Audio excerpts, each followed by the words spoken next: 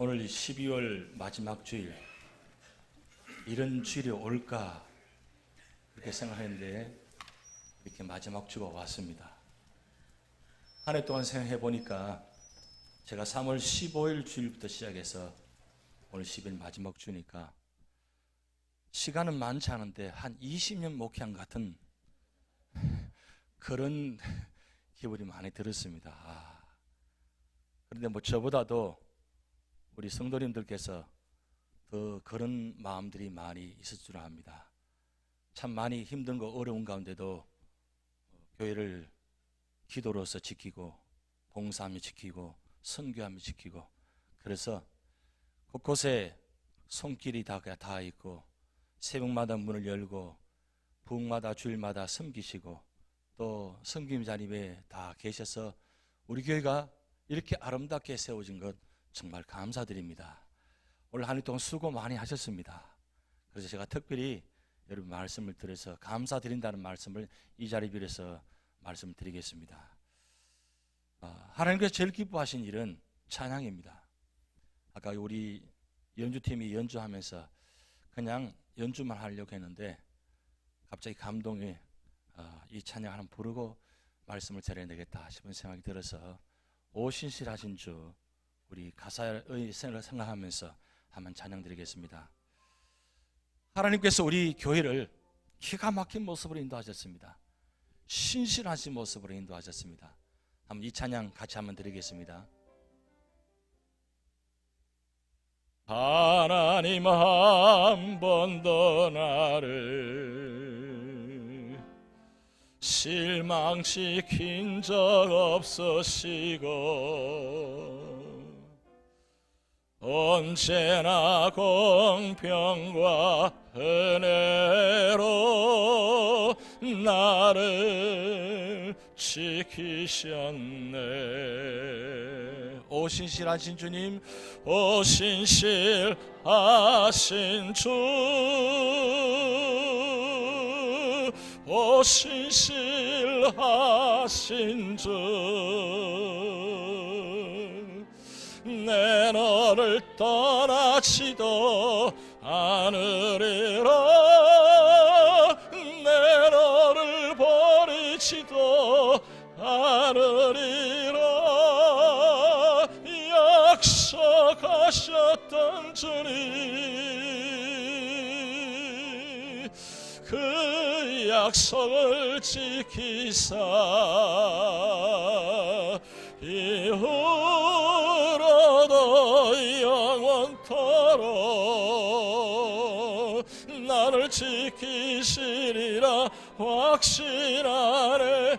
지나온 모든 세월들 돌아보아도 지나온 모든 세월, 우리 예쁜 같이 손을 잡고 한번 찬양 드리겠습니다. 함께 하신 보아도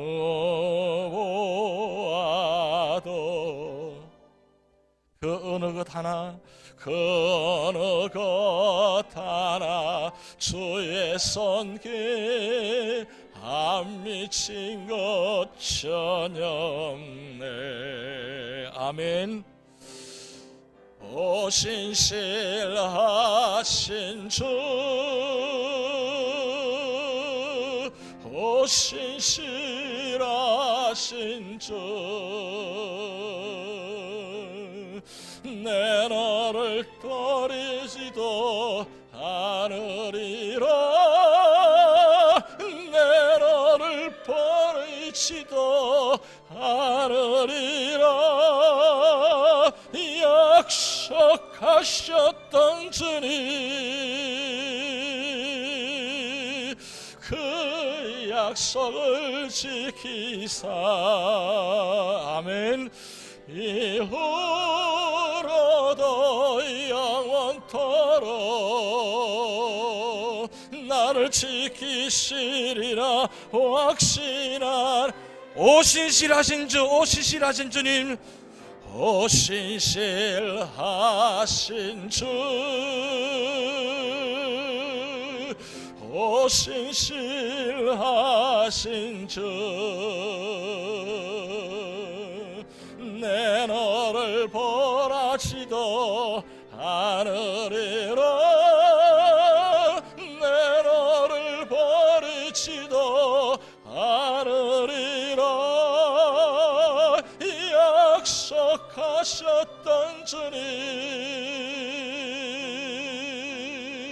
그 약속을 지키사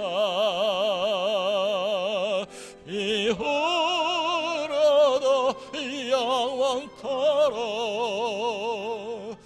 나를 지키시리라 확신하네. 아멘. 예, 감사합니다. 하나님께 감사드리며 여러분께 감사를 드립니다. 연말이 되면 항상 생각나는 이야기가 있습니다. 저는 그런 단어를 잘 사용을 못합니다. 그런데 용서하시고 한번 이야기를 들어보시기 바랍니다. 마음의 준비를 하시고요. 제가 어떤 말을 하든지 용서하시고 들으시기 바랍니다. 오래전에 한국에 선교사님들이 많이 오셨어요. 많이 오셔가지고 한국말을 배우시면서 이제 설교를 하시는 거예요. 설교를 하시다 보니까 말이 좀 많이 서툽니다.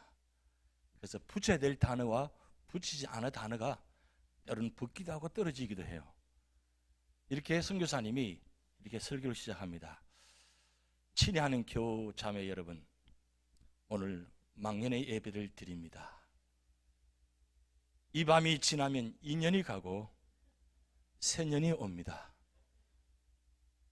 오는 년을 맞이하면서 새년과 함께 보낼 몸과 마음의 준비가 필요하듯 이미 떠나간 년을 과감하게 정리해야 할 마음가짐도 중요합니다. 지난 년을 돌이켜보면 여러 가지 꿈과 기대에 미친 년도 있고, 어떤 년은 실망스럽고 어떤 년은 참 재미있었습니다. 새년은 어떤 년일까 하는 호기심과 기도도 있겠지요. 그러나 가장 중요한 것은 이년 저년 할 것 없이 모두가 하나님이 주신 년이라는 것입니다. 그럼 여러분, 내년에 어떤 년을 맞아도 잘 살아야 합니다.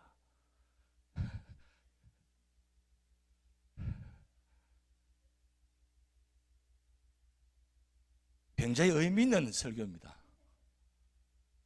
말은 웃기지만 저는 평소에 이런 단어를 사용을 못합니다. 굉장히 제가 조심스러운데 이걸 굉장히 고민을 많이 했습니다. 이 하면 과연 어떻게 받아들일까? 혹시나 오해나 하지 않을까?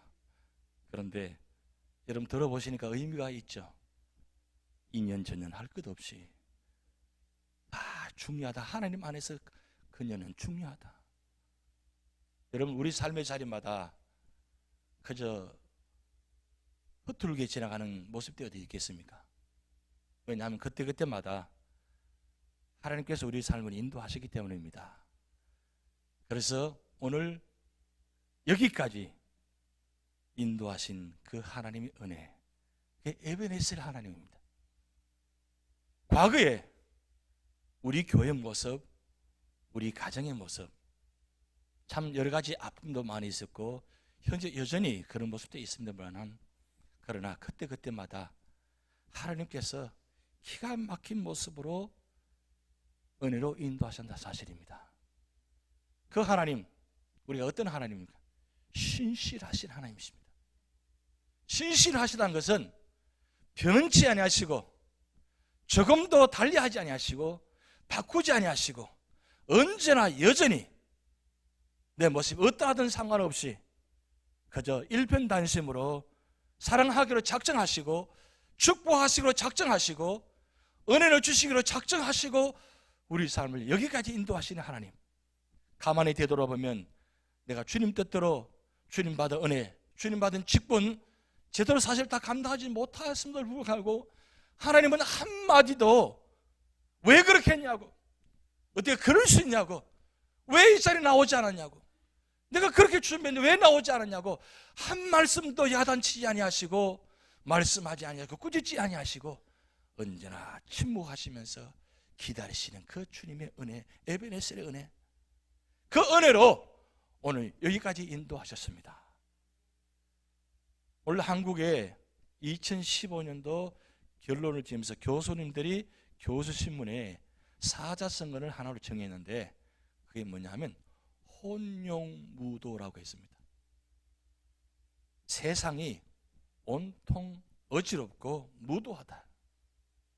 왜냐하면 군주가 사회의 지휘자들이 지도자들이 제대로 못하니까 세상이 혼돈하고 시끄럽고 어지럽고, 그래서 어디가 어디에서 출발해야 되는지 어디로 가는지 알지 못하는 이 세상의 모습을 혼용무도라고 했습니다.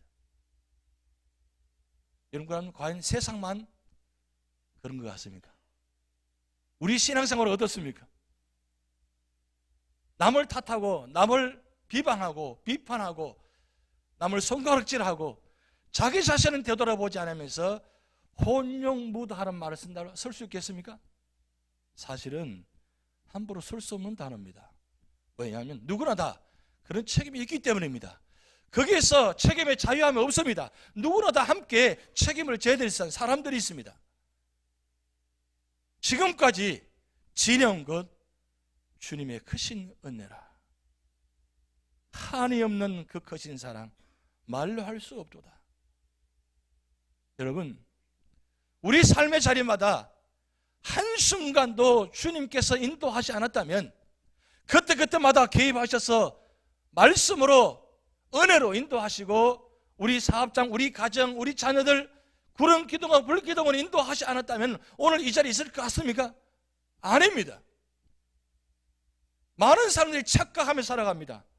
내 힘으로 내 능력으로 내가 할 수 있다고 살아옵니다. 그런데 들여다보면 승리한 것도 아니고 이긴 것도 아니고 다 모두가 패자입니다.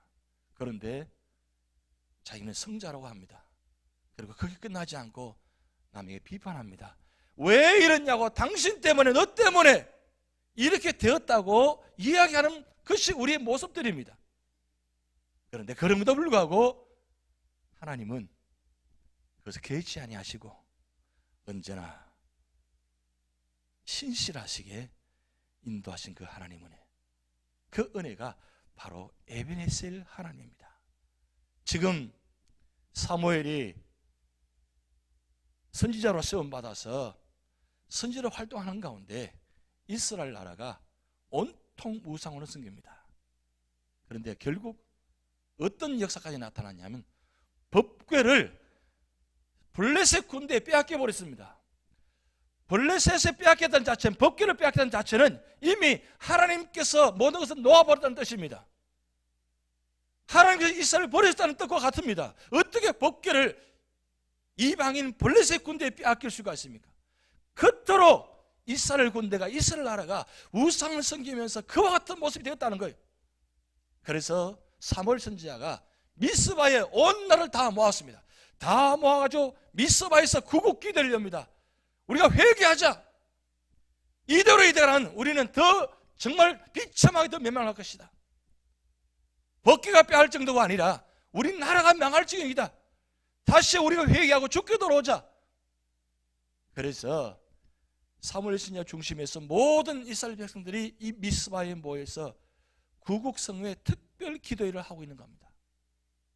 그런데 그런 가운데 이 블레셋 군대가 기도하는 그 장면을 지금 습격하려고, 공격하려고 지금 다가오고 있습니다.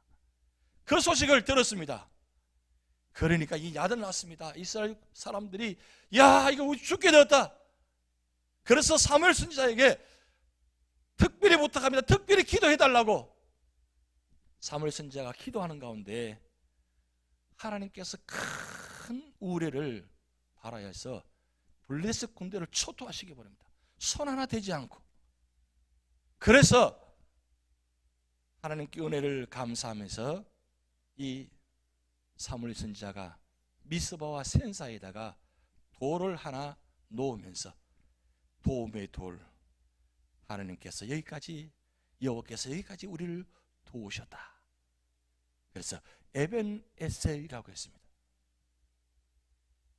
저는 이 말씀 보면서 우리 교회를 생각났습니다. 우리 교회 하나님 참 어려운 가운데 떠나기도 하고 때로는 아픔도 있고 고통도 있었습니다. 그런데 우리는 기도의 자리를 지켰습니다. 그래서 하나님께서 여기까지 인도하셨다. 우리 힘으로 이긴 것이 아니고 우리 능력으로 여기까지 온 것도 아니고 그저 힘이 없고 연약하지만 그럼에도 불구하고 그저 새벽마다 나오셔가지고 교회를 위해서 가정을 위해서 눈물 흘리며 엎드린 기도가 있었기에 에베네셀 하나님,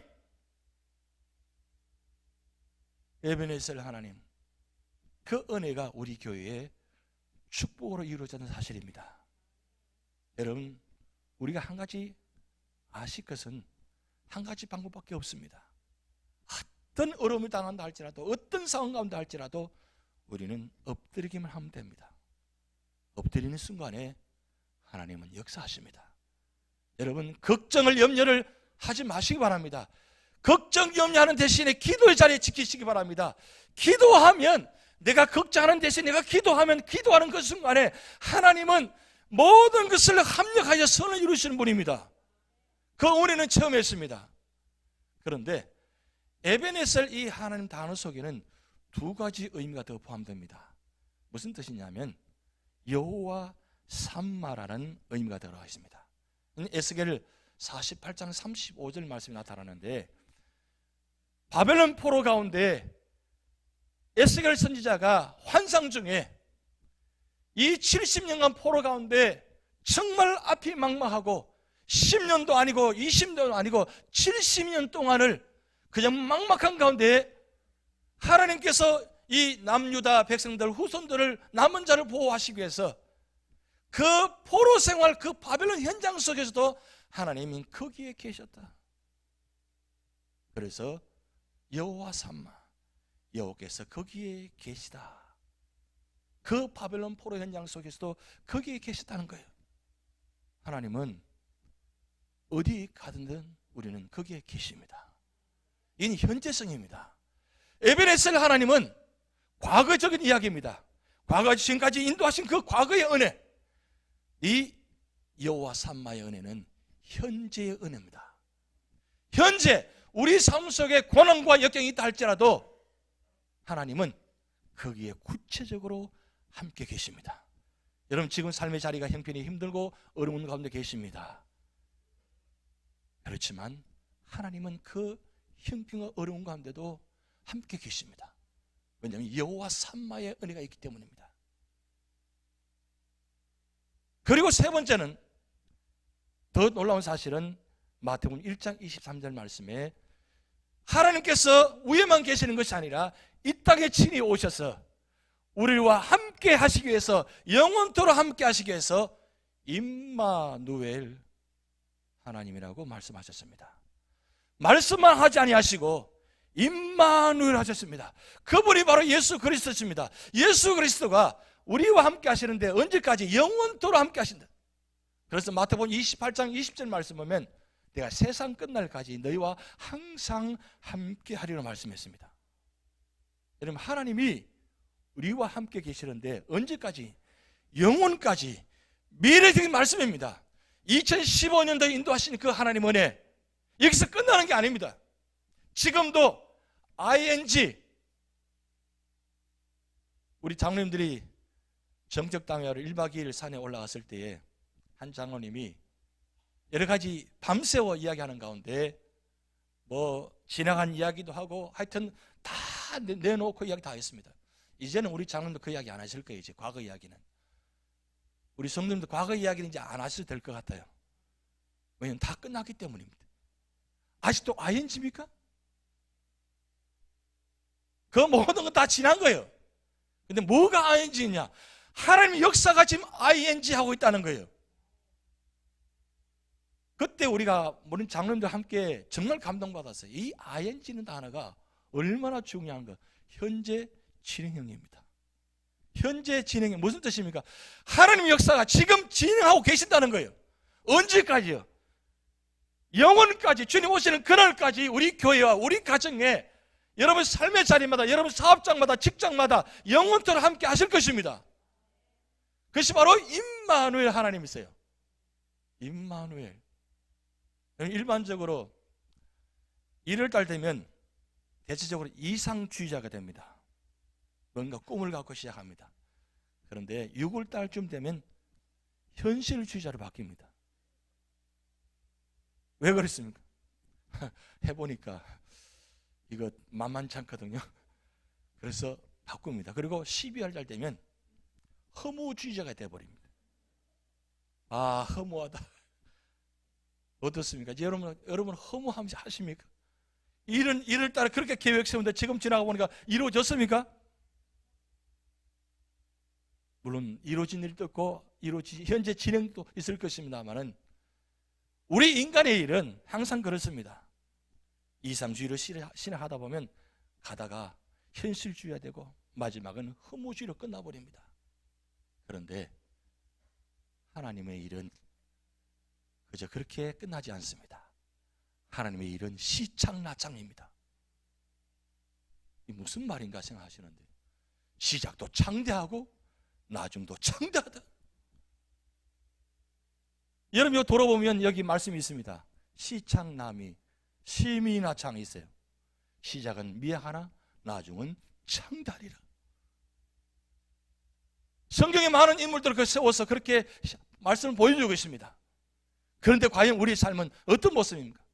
지금 심히 나창하고 계십니까? 아니면 시창남으로 끝나고 있습니까? 아니면 시창나창으로 진행되고 있습니까? 하나님의 역사는 시창나창입니다.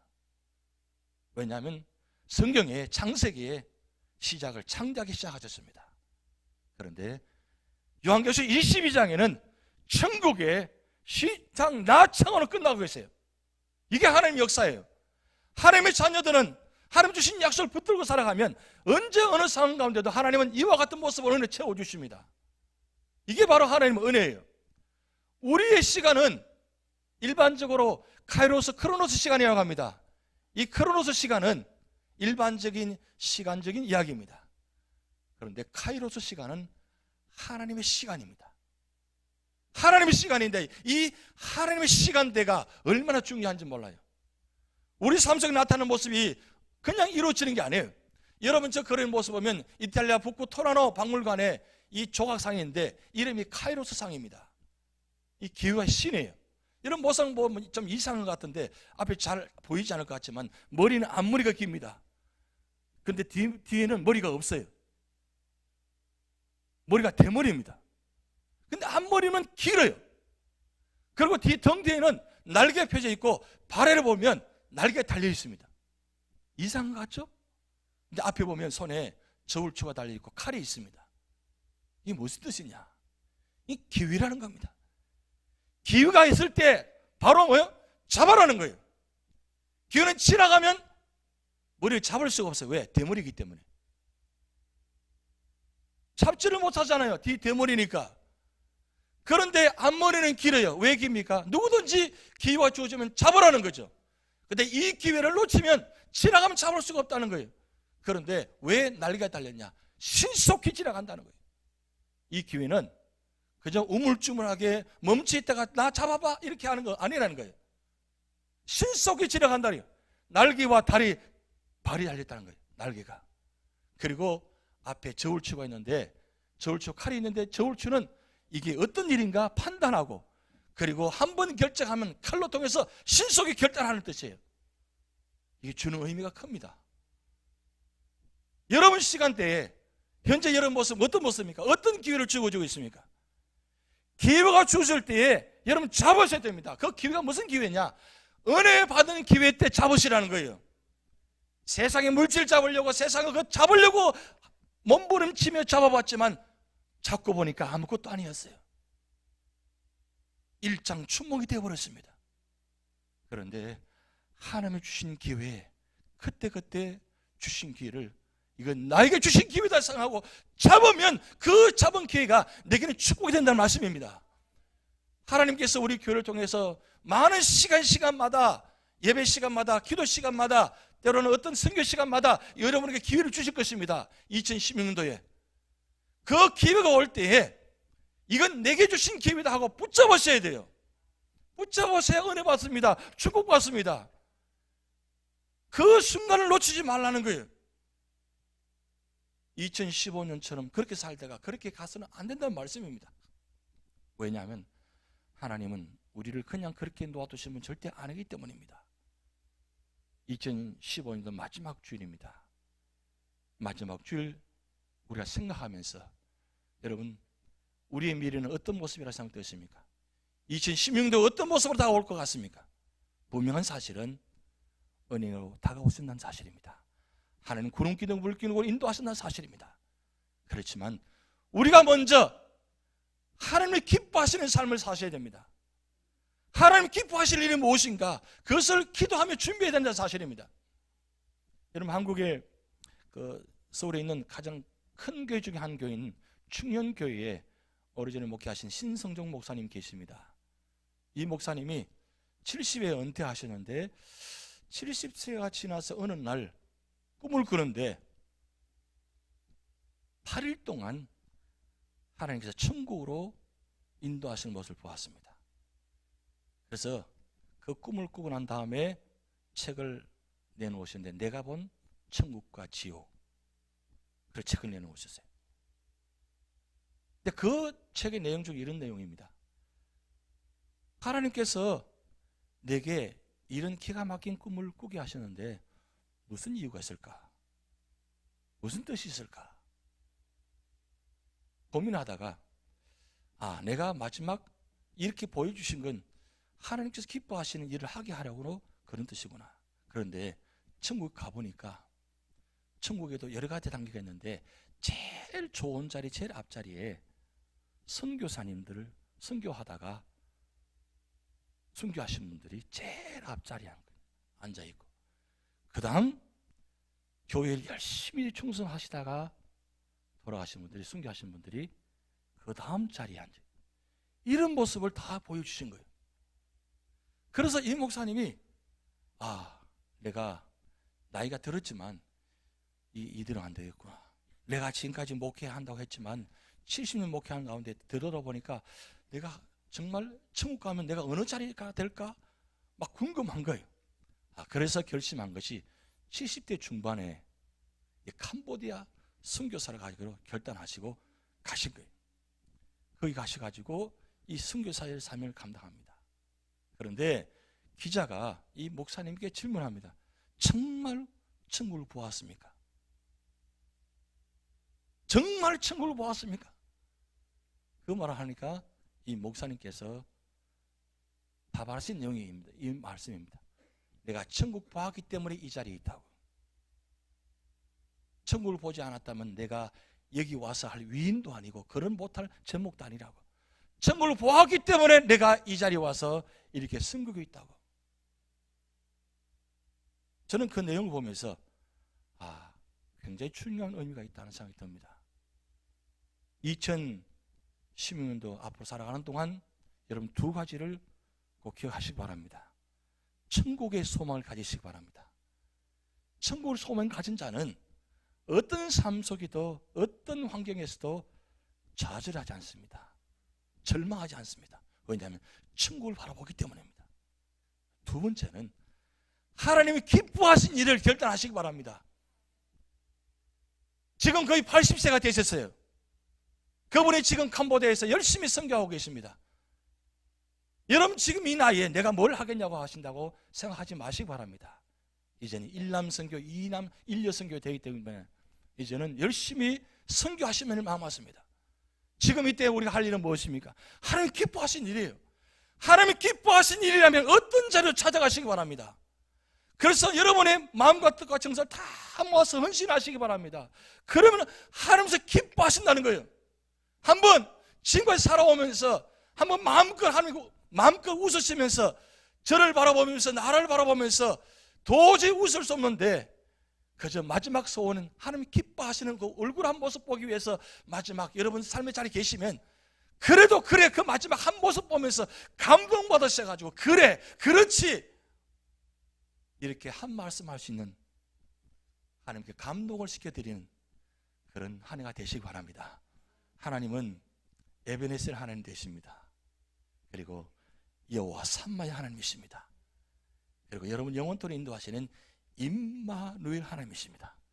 이 하나님의 은혜가 여러분 평생 동안 함께 하실 줄 믿습니다. 기도하시겠습니다. 하나님